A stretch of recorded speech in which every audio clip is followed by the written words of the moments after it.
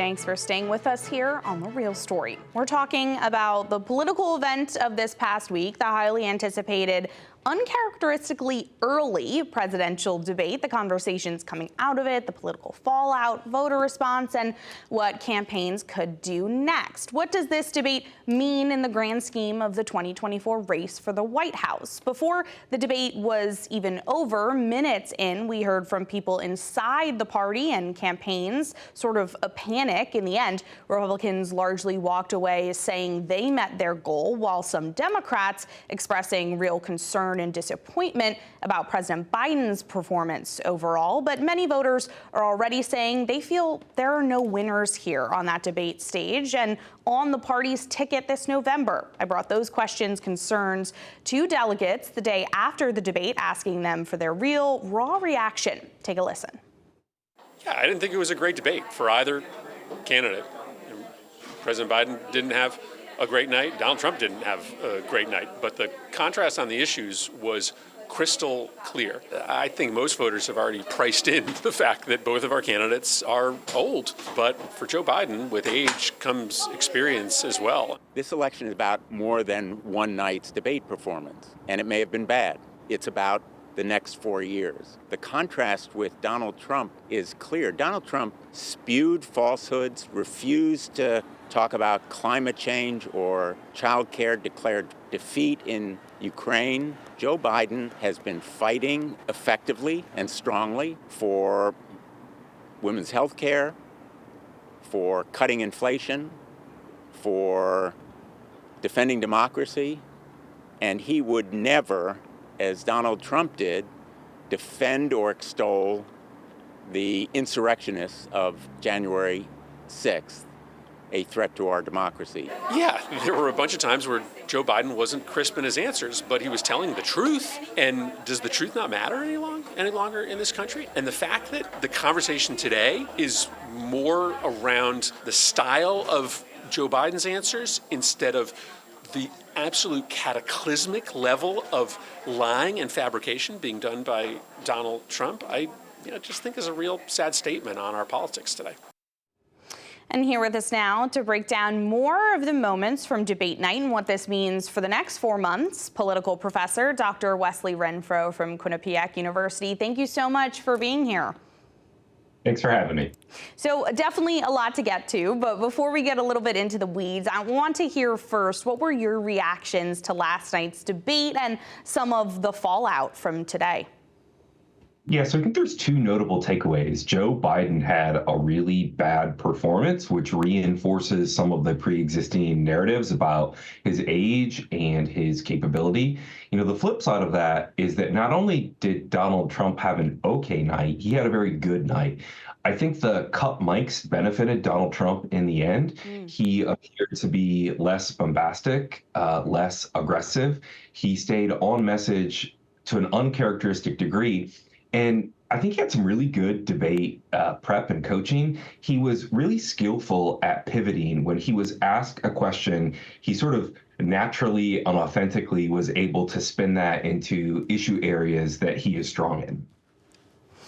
And, we heard from Democratic senators there just now from Connecticut really standing by President Biden and certainly acknowledging goals really weren't met for either camp last night, but as you said, met definitely more so for the Trump campaign. Do you think the race has fundamentally changed at all now after this debate? Debates like conventions oftentimes change the needle in the short term, but the convention bounce or doing well or doing poorly in an individual debate usually does not produce a durable change. Of course, I don't know if that's true in this particular context. I don't have a crystal ball. One thing that I will say is that we're pretty far from the election. However, and this is a big caveat, most voters know both of these individuals very well. They already have their minds made up. Their pros, cons, age, policies are priced in. Both of these candidates are vying for a truly small number of voters. If this election looks like 2016 and 2020, we're talking about tens of thousands of voters in a select number of states that will swing the election. And so it's easy to say, well, the debate probably doesn't matter all that much. But frankly, given the small number of people who I think it quite likely to decide the election, tinkering around the margins with public opinion can be consequential. And so, as you mentioned, these two men are obviously both former presidents. You know, Thursday night, we really saw a clear picture of how this changes the race, how unique this really is. You know, one of the things many incumbents tend to have trouble with is separating themselves from the uncontrollable during their term in the White House. For President Biden, it's things like grocery gouging, inflation, issues which make the economy feel bad to consumers. Voters are thinking about what their lives looked like and who was in the Oval Office. Do you see a path out of this blame game? Because this really is a recurring issue. I don't know that there's a path out of it. The macroeconomic data is pretty good, but that's really cold comfort, especially in terms of inflation, for folks who know that in the past 4 years, they are paying more for milk. People who would like to move but find themselves unable to because of lack of inventory, or because the rise in interest rates means that their mortgage payment will be more than they previously would have paid or what they can afford. And so I think that we're locked into this particularly nasty cycle for the time being. And that is probably not very good for Joe Biden at this exact moment in time. And you mentioned, how a lot of people obviously know both these candidates. As we've been saying, they've both been presidents. They've both been in the White House. So their record is something I feel like they both really tried, to rest on during this debate. And, the incumbent president, operatives and people inside the party have really started to grant some weight to age concerns here. People saying Thursday night, you need to think about if you're casting a vote for President Biden, you may be really casting a vote for current Vice President Kamala Harris. I think one question people had, we saw that memo go out from the White House saying President Biden had a cold, trying to, point to that as some of the reasons as to why he appeared the way he did. Do you think there's a greater conversation here about this age part now that people have really seen it on the big screen after the debate? Absolutely. I mean, had Joe Biden presented with vim and vigor throughout his presidency and had a one-off bad night because he had a cold, I think that that's more readily explainable. But Joe Biden has, I think, rightfully received a good deal of scrutiny and some criticism, and there are some legitimate questions about his age. Now, of course, Donald Trump is only marginally younger than Joe Biden, but he presents in a much more robust way than Joe Biden. And the perceptual part is what matters here. And so a lot of voters do say, though, that both these candidates seem out of touch, whether it's because of their age or because of other things. They didn't really talk during the debate about things voters say they care about. Child care was barely touched, if at all. Climate, no real talk on housing. We did see Social Security come up, which we know is volatile right now, but it didn't get its full moment either. As far as domestic policies, is anyone really winning there? Are there questions and priorities that need to be recentered for both these campaigns?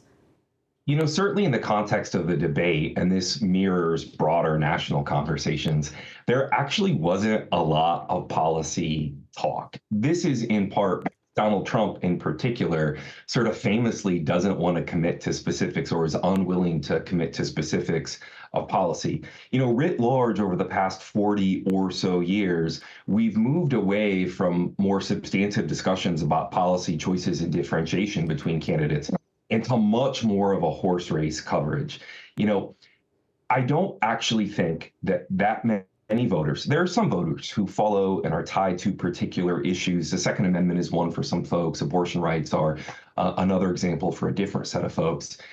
This election is frankly about personality, style, partisanship, a nearly tribal affiliation where folks on one side want to believe the absolute worst about the person on the other and vice versa. It's really an emotion-driven contest. Right. And you mentioned, abortion, and I think abortion and immigration, the two really big issues for the respective campaigns. There was a lot of, spinning to hit on those reproductive rights, for President Biden, immigration for former President Donald Trump. There was also a lot of talk about international relations, really stark differing, global and foreign policy from both of these candidates. But we do know that this is also something splitting voters. I want to get your perspective on how these are being juggled, especially on the debate stage. I think your previous comment is apt. There are two Americas, and in particular, the Republican Party has moved away from a more muscular, robust foreign policy into something that looks a lot more like isolationism. And so they're both discussing foreign policy, but frankly, when I think about the way that they presented themselves in the debate, Donald Trump was speaking to Republicans and Joe Biden was speaking to Democrats, and there wasn't a lot of substance or persuasion for folks who already don't align themselves with their foreign policy views. It felt a little bit echo chambery.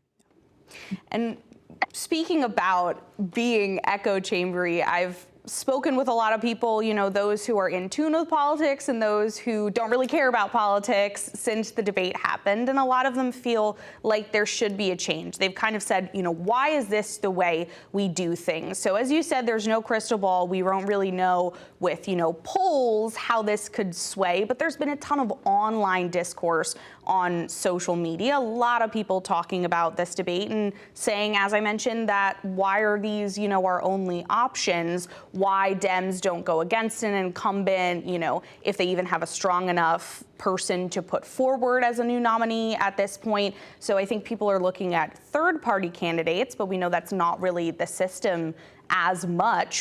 What can be done here? Do we think this opens up any conversations for, long-term momentum for, real third-party candidates? Does this lead to party or PAC reform in the future? I'm pretty skeptical of that. One thing that I think is very much true is that we've had these inflection moments where folks, I think, en masse sort of say the rules that govern our elections, whether it be our first past the post system where you can win all the spoils of victory by capturing one more vote, though not a majority, than the second place finisher, or possible splits between what we call the popular vote and the electoral college, have generated like real short, intense periods where folks talk about electoral reform. But we haven't engaged in meaningful electoral reform. I think we're overdue, but we haven't done that in a long time. It's a little bit of a one in the hand, two in the bush argument for the folks in power. And I think everybody's afraid to really do substantive, meaningful reform. And I'm frankly not optimistic that anything about this electoral cycle will produce changes in a way that haven't occurred before. Well, Wes, thank you so much for being here. We do know, as we said, that this is an early debate, still a lot more time, a lot more months to go until the actual election. But thank you so much for being here and for breaking this all down with us. Thank you. That does it for us here now on The Real Story. But if you want to watch these segments again, you can head to fox61.com or download the free Fox 61 News app and watch The Real Story every Sunday at 10 a.m. right here on Fox 61 or streaming on Fox 61 Plus. Have a great morning.